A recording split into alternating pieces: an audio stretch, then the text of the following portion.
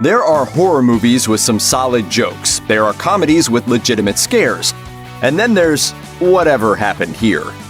As you'll soon see, these 5 horror movie villains aren't big bads, they're entirely awfuls.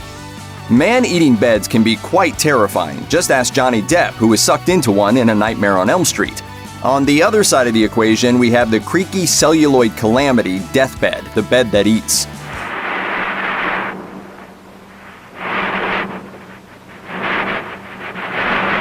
A snooze fest in every sense of the term, this convoluted art house atrocity wasn't released until 2004, despite being filmed in 1977.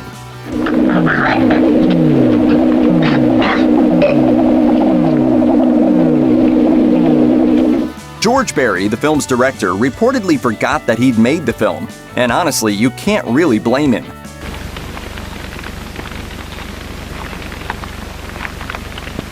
The premise is both original and insufferable. It takes place from the perspective of a ghost trapped in the wall who watches the antics of a bed possessed by a demon. If you weren't so greedy, you wouldn't have eaten everybody who came into the house. There is one great thing about the film. Comedian Patton Oswalt incorporated Deathbed into one of his routines. This is a real movie. Deathbed, the bed that eats people. And it's about a bed that's evil and it eats people. That's the whole movie. The 1992 horror head-scratcher Dr. Giggles is high on camp, but low on comedy. This crazed serial killer, portrayed by LA Law actor Larry Drake, tries tickling your funny bone and sending shivers down your spine at the same time. Laughter is the best medicine. In fact, Dr. Giggles spends just as much time spouting terrible one-liners as he does killing people. Unfortunately, his comedic talents are nothing worth shouting about, despite his superior intelligence. That's Dr. Giggles. That's his nickname. Nobody knows his real ID.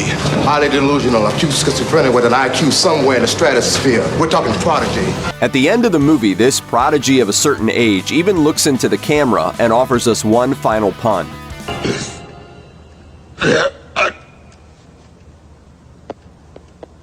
Doctor in the house. Too bad there wasn't a script doctor in the house. The 1997 chiller Jack Frost is the coal in the stocking of low-budget horror films.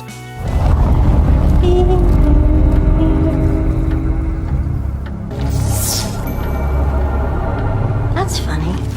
It's the tale of a serial killer who fuses with a mound of snow after crashing his car into a truck full of toxic chemicals. And to avoid any confusion, the character is already named Jack Frost before becoming the world's most sadistic snowman. How many confused parents rented Jack Frost thinking it was the 1998 Michael Keaton film of the same name? To avoid any confusion, let's compare and contrast. This is the Michael Keaton Jack Frost. Charlie, if you ever need me, I'll be right here. And this is the other Jack Frost. I said, who's out there? Well, it ain't Frosty. The Gingerdead Man has a supporting cast that seems pulled together from Craigslist. Even more upsettingly, it's got Gary Busey playing a demonic gingerbread man.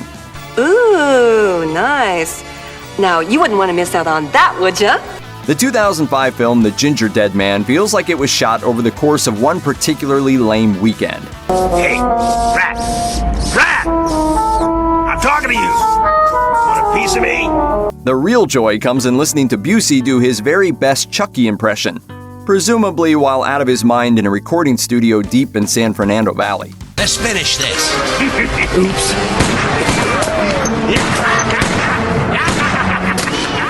Despite being the definitive American horror author of the last century, Stephen King's film adaptations often turn into a more untended form of nightmare.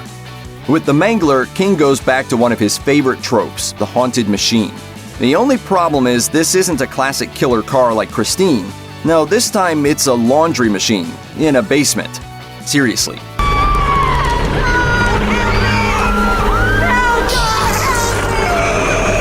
It's a laundry press to be accurate, but this one has a taste for blood.